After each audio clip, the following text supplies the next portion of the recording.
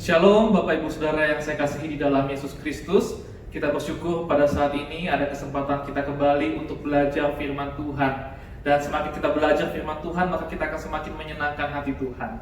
Dan sebelum kita bersama-sama belajar firman Tuhan saat ini, mari kita mempersiapkan hati kita. Kita menyanyikan sebuah pujian, menyenangkanmu, menyenangkanmu, hanya itu kerinduanku.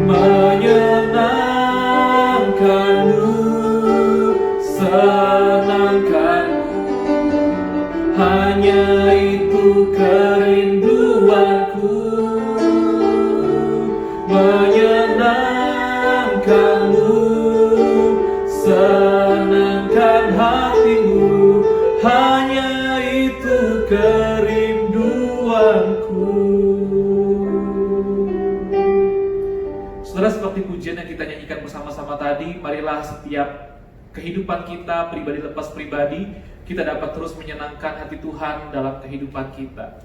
Dan saat ini kita akan bersama-sama belajar firman Tuhan. Saya mengajak saudara-saudara sekalian membuka firman Tuhan dari Yosua pasal yang keempat, ayat yang pertama sampai ayat yang ke-8. Yosua pasal 4, ayat yang pertama sampai ayat yang ke-8. Saya akan membacakannya untuk saudara-saudara sekalian. Demikian kebenaran firman Tuhan. Setelah seluruh bangsa itu selesai menyeberangi sungai Yordan, berfirmanlah Tuhan kepada Yosua demikian: pilihlah dari bangsa itu 12 orang, seorang dari tiap-tiap suku, dan perintahkanlah kepada mereka demikian: angkatlah 12 batu dari sini, dari tengah-tengah sungai Yordan ini, dari tempat berjejak kaki para imam itu, bawalah semuanya itu ke seberang, dan letakkanlah di tempat kamu akan bermalam nanti malam. Lalu Yosua memanggil ke-12 orang yang ditetapkannya dari orang Israel itu, seorang dari tiap-tiap suku. Dan Yosua berkata kepada mereka, menyeberanglah di depan tabut Tuhan Allahmu ke tengah-tengah sungai Yordan, dan angkatlah masing-masing sebuah batu ke atas bahumu menurut bilangan suku orang Israel, supaya ini menjadi tanda di tengah-tengah kamu. Jika anak-anakmu bertanya di kemudian hari, apakah artinya batu-batu ini bagi kamu? Maka haruslah kamu katakan kepada mereka bahwa air sungai Yordan terputus di depan tabut perjanjian Tuhan. Ketika tabut itu menyeberangi sungai Yordan, air sungai Yordan itu terputus. Sebab itu batu-batu ini akan menjadi tanda peringatan bagi orang Israel untuk selama-lamanya. Maka orang Israel itu melakukan seperti yang diperintahkan Yosua.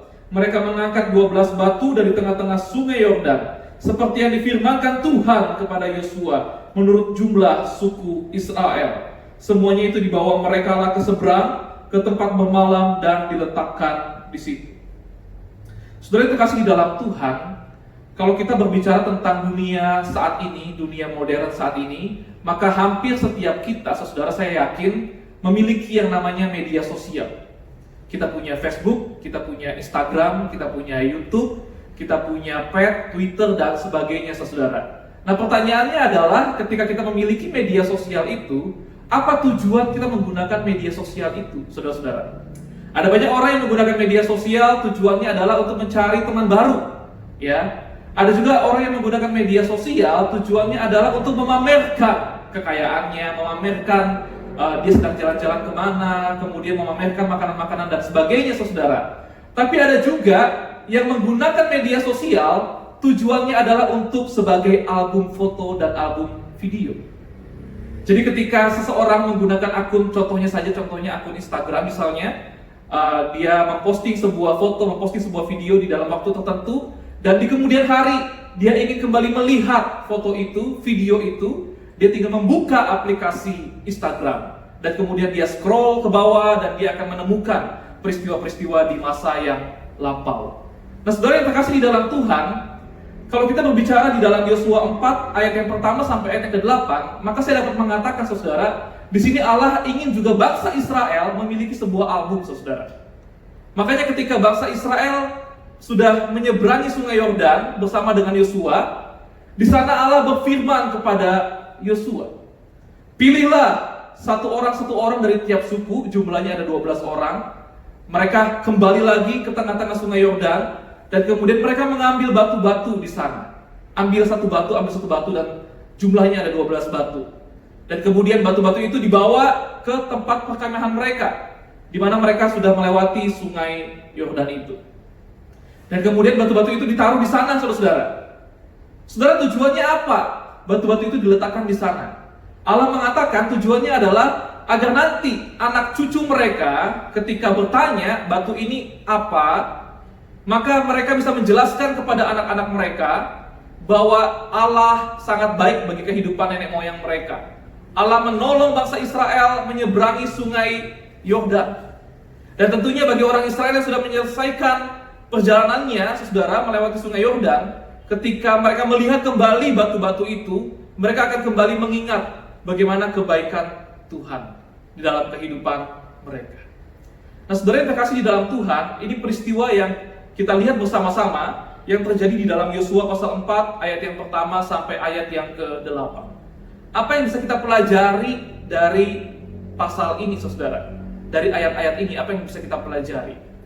Saudara, yang pertama yang bisa kita pelajari adalah bahwa Tuhan menginginkan kita mengingat kembali masa-masa lalu bersama dengan Tuhan. Tuhan menginginkan kita, saudara, kita mengingat perbuatan Allah di masa lampau bagi kita. Kalau kita lihat tadi kisah Yosua, di mana Allah berbicara kepada Yosua untuk memberikan perintah kepada bangsa Israel agar mereka mengambil batu-batu dari tengah sungai Yordan, kemudian dibawa ke perkemahan mereka dan mendirikan batu-batu di sana. Tujuannya adalah agar bangsa Israel mengingat kembali bagaimana Allah sudah menolong mereka melewati sungai Yordan. Dan kalau kita lihat di bagian Alkitab yang lain, saudara, misalnya di dalam Mazmur pasal yang ke-9 misalnya, saudara, kita juga di sini dapat perhatikan bahwa di sini Daud, saudara, dia juga mengingat kembali kebaikan Allah dalam kehidupannya.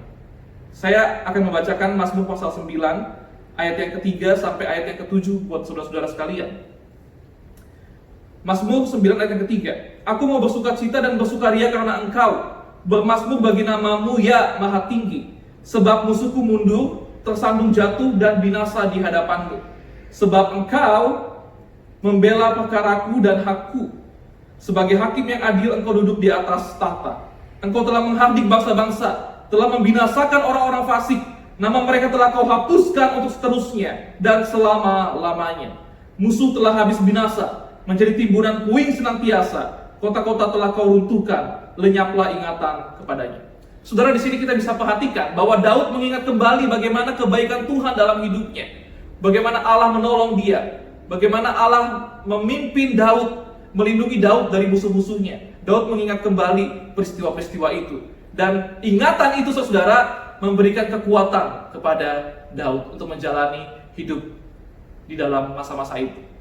Nah, saudara yang terkasih di dalam Tuhan, aplikasinya bagi kita adalah apa perbuatan yang Tuhan lakukan kepada kita di masa lampau yang masih kita ingat, saudara. Tentu saja setiap hari Allah begitu baik bagi kita. Allah memberikan kita nafas kehidupan, Allah memberikan kita umur yang panjang. Semuanya itu adalah anugerah Tuhan bagi kehidupan kita. Tetapi saya yakin saudara, di dalam pengalaman hidup saudara, pasti ada satu atau dua atau bahkan lebih peristiwa-peristiwa yang membuat saudara terkesan akan betapa baiknya Allah bagi kehidupan saudara. Saya mau sharing sedikit saudara. Contohnya misalnya adalah ketika saya masih kecil.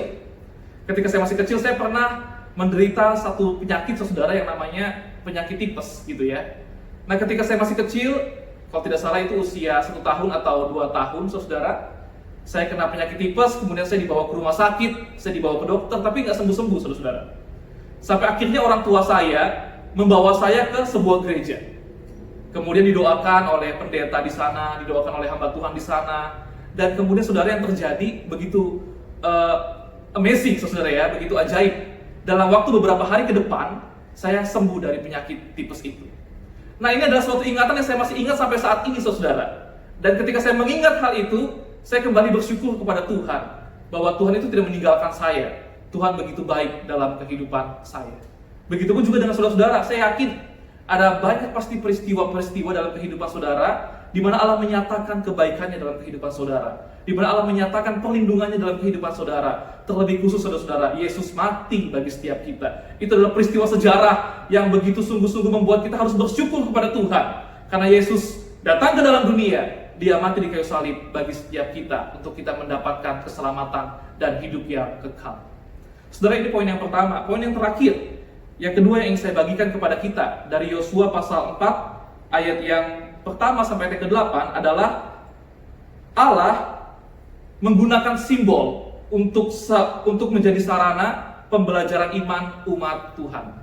Saudara, jika kita perhatikan di dalam Yosua pasal 4 ayat yang pertama sampai ayat ke-8 tadi, di situ Allah menggunakan batu, saudara, ya, yang menjadi simbol bagaimana orang-orang Israel ketika melihat batu-batu itu, mereka menyadari bagaimana perbuatan Tuhan yang sudah menolong mereka melewati sungai Yordan itu. Nah, saudara-saudara yang dikasih dalam Tuhan, di dalam perjanjian baru juga ada simbol-simbol yang ditunjukkan kepada kita, yang ketika kita melihatnya, itu membuat kita juga belajar akan kebaikan Tuhan bagi kehidupan kita. Misalnya ketika Yesus memecah-mecahkan roti, meminum cawan, Yesus mengatakan bahwa roti ini adalah sebagai tubuh Kristus, dan cawan ini adalah sebagai darah Kristus yang tercurah di atas kayu salib. Dan ketika kita mengikuti perjamuan kudus, saudara, kita diperhadapkan kepada roti dan kepada cawan. Dan ketika kita melihat roti itu, kita mengingat kembali, saudara, akan tubuh Kristus di atas kayu salib yang tercabik, yang terkoyak-koyak karena dosa-dosa kita. Dan kita juga ketika meminum cawan anggur, kita mengingat kembali akan darah Kristus yang dicurahkan di atas kayu salib bagi kita, yang menyucikan kita dari segala dosa-dosa kita. Saudara, ini adalah simbol-simbol, ya.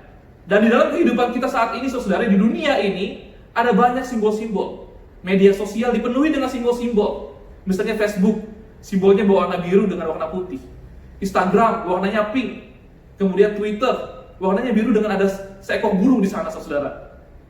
YouTube dan sebagainya, ada simbol-simbol. Tetapi simbol orang Kristen yang sering dipakai, saudara, adalah simbol salib.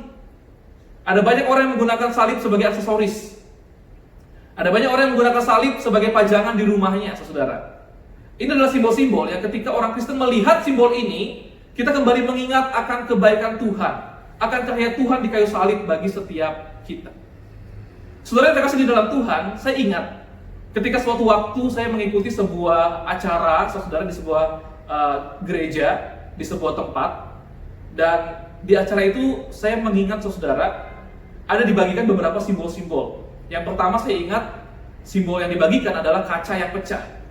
Dan pengkhotbah di sana mengatakan bahwa kaca yang pecah ini menggambarkan diri manusia, menggambarkan diri kita. Yang dulu kita adalah manusia diciptakan segambar dan serupa dengan Allah. Tetapi karena dosa, maka kita hancur berantakan seperti kaca yang hancur berantakan itu. Dan kemudian ada simbol yang lainnya diberikan juga, saudara, yaitu simbol kawat yang berduri. Pengkhotbah itu mengatakan bahwa kawat yang berduri ini mengingatkan kembali kepada kita akan mahkota Yesus di atas kayu salib, kawat berduri itu. Sehingga kita mengingat kembali akan bagaimana karya Tuhan di atas kayu salib bagi kita.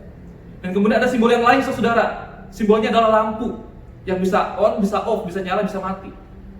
Dan simbol ini juga mengingatkan kembali kepada setiap orang percaya bahwa sebagai orang percaya kita adalah terang dunia yang harus terus menyala di dalam kegelapan. Nah, saudara, simbol-simbol ini di dalam acara itu diberikan kepada setiap peserta dan boleh dibawa pulang. Dengan tujuan adalah ketika peserta itu kembali ke rumah mereka masing-masing dan mereka nanti melihat simbol-simbol itu, mereka kembali diingatkan akan siapa diri mereka dan akan siapa Tuhan dalam kehidupan mereka. Saudara, ada banyak simbol yang bisa kita miliki, kita bisa koleksi dalam kehidupan kita. Yang mungkin, saudara, simbol itu bisa membantu pertumbuhan iman kita. Jika memang demikian, maka simpanlah simbol-simbol tersebut, saudara, untuk kita bisa melihat kembali simbol itu dan kita bisa kembali berefleksi bagaimana karya Tuhan dalam hidup kita, bagaimana diri kita di hadapan Tuhan. Saudara yang kasih dalam Tuhan, inilah dua hal yang saya ingin bagikan kepada setiap kita. Bahwa yang pertama, kisah di dalam Yosua 4 ayat 1-8 mengajarkan kepada kita bahwa Tuhan ingin kita mengingat bagaimana perbuatan Tuhan di masa lampau. Dan ketika kita mengingat itu, kita akan bertumbuh di dalam iman. Dan kedua, saudara, Tuhan juga terkadang memakai simbol ya untuk membuat pertumbuhan iman kepada umatnya. Saudara, kiranya firman Tuhan yang saya sharingkan pada malam hari ini bisa menjadi berkat bagi setiap kita. Mari kita bersatu di dalam doa, saudara. Tuhan, kami bersyukur untuk kebaikan Tuhan dalam kehidupan kami. Kami menyadari, Tuhan, bahwa di dalam kehidupan kami saat ini, di masa depan, ataupun secara khusus di masa lampau, Tuhan sudah banyak berkarya dalam kehidupan kami. Tuhan, mampukan kami, Tuhan, sebagai manusia yang berdosa, kami dapat terus mengingat kebaikan-kebaikan Tuhan dalam kehidupan kami. Memang kami menyadari sebagai manusia yang berdosa, kecenderungan kami adalah kami mengingat hal-hal yang buruk. Tetapi tolong kami, Tuhan, melalui pimpinan Roh Kudus-Mu, mampukan kami untuk kami dapat melihat perbuatan-perbuatan baik Tuhan dalam kehidupan kami. Dan perbuatan-perbuatan baik Tuhan yang sudah Tuhan lakukan kepada kami. Ketika kami mengingatnya, kami dapat mensyukurinya, dan kami dapat dikuatkan untuk menjalani hari-hari kami pada masa ini, Tuhan. Ketika kami menghadapi masalah saat ini, ketika kami menghadapi problem saat ini, Tuhan, ketika kami mengingat kembali bagaimana perbuatan Tuhan dalam kehidupan kami kembali diberikan kekuatan untuk menjalani hari-hari kami. Tuhan, kiranya Tuhan memimpin setiap kami, dan tolong kami, Tuhan, sebagai anak Tuhan, kami bisa melakukan firman Tuhan ini dalam kehidupan kami hari lepas hari.